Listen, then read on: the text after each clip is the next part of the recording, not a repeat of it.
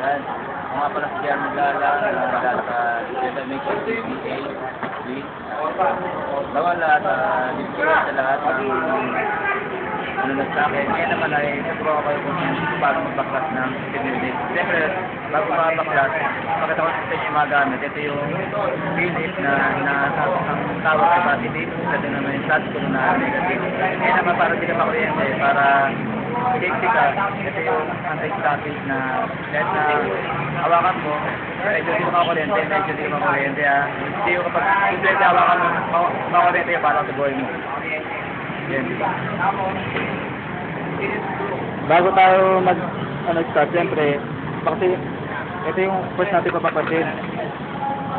Bago dito ayan, power supply. Bago ito baklasin ay, ito muna, anti-clockwise ang ikot.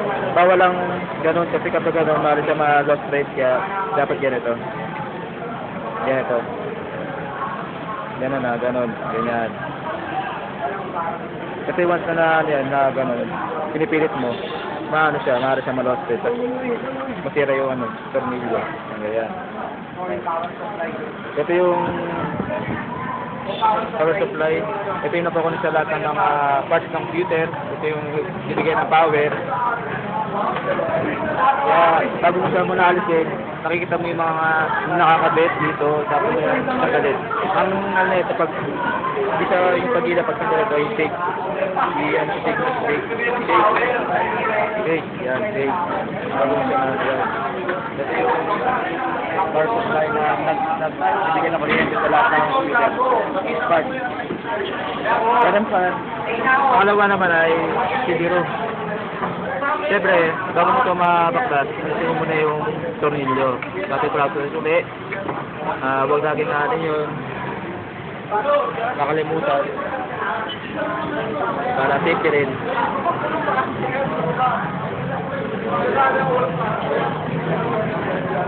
Kaya bala kung kaya labas ba o sa loob, kaya bala kung saan yung mas masaya doon, kaya mas masaya sa labas. Ito yung CD-ROM, ito yung pinakalagyan ng CD. Pwede ka mag-save ng open file sa CD kung ano yung mga gusto mo panoorin o kaya yung mga hilig mo. Floppy disk, ito yung mga CD maliliit na medyo hindi na ngayon na ginagamit, kaya ito yung pagbaklas niya, ito yung mura to, yan to. Floppy disk. Nakita niyo yung plastic. Ito naman ay hard disk. Ang hard disk naman, ito yung mga save ng files, ito yung kung ano yung mga gusto nyo i-save ng mga movie or bahala kay picture nyo, kaya may mga iba't ibang klase yung mga hard disk na mahal. Ewan ko kung ano magkano ito. Ngayon naman ay ito yung motherboard. Nakikita natin, ito yung pinaka-main ng computer, kung paano pala, siyempre ito yung 9 dyan. Ito. Ito na apply. Bago mo sa gawin, ito yung IDE ribbon na ito yung nakukunik sa mga hard disk at sa CD-ROM. Shake. Bawal lang biglaan. Kasi kapag biglaan nari sa matira, shake lang shake. Shake. Matira. Nakita nyo yung IDE ribbon. O kaya insert ribbon, pwede ribbon. So nakita nyo to. Ito yung motherboard na yung pinaka-main ng computer. Lahat ng numbers dito. Ito yung numbers nila. Pinakabit para magana yung lahat ng state.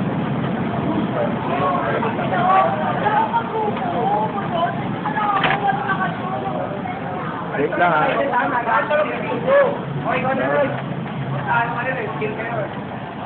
Sino ba?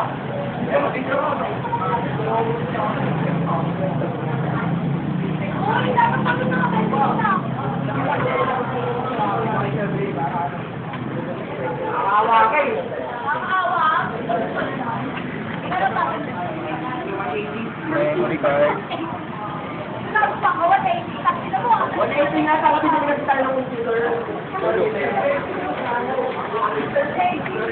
Hindi tayo nagmamikira. Wala ka dyan! Sikirahin natin.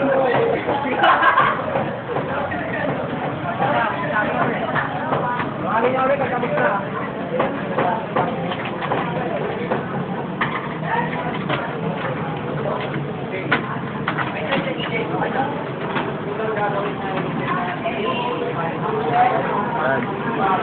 Nagpipila kami ng motherboard.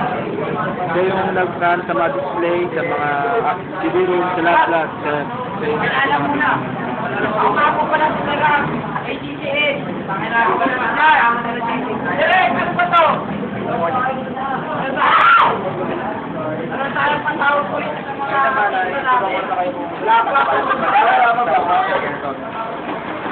ito lang dapat yung pinarating ng DP motherboard. Pero lang sa mukha ko pare.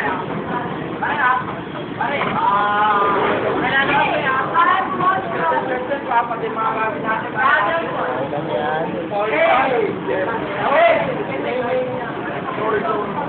Five, four, three, two, action!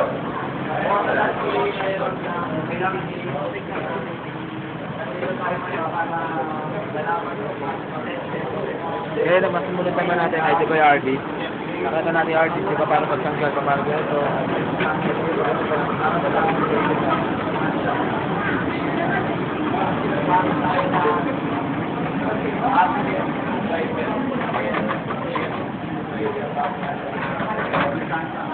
Siguro naman ay copy this. Nakita nyo diba? Ito yung lagay ito kaganina. Hindi pagkabit niya. Dahan-dahan lang kasi ako kapit. Ayan, natin. Ang next natin, diba yung sumunod natin ay yung CD room. Kaya pala kung ganito. Or matatas. Gano'n. Pagkabit na natin.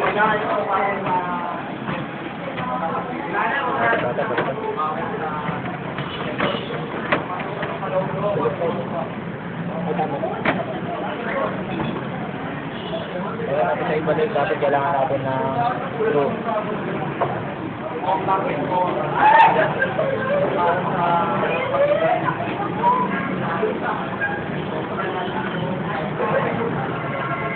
Medyo lang pinasado namin eh. Susunod namin eh.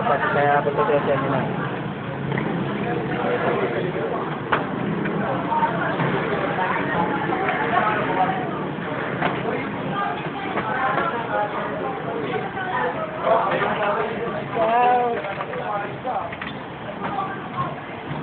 Kasalat natin ay ito. Yung tatawag na power supply. Ay,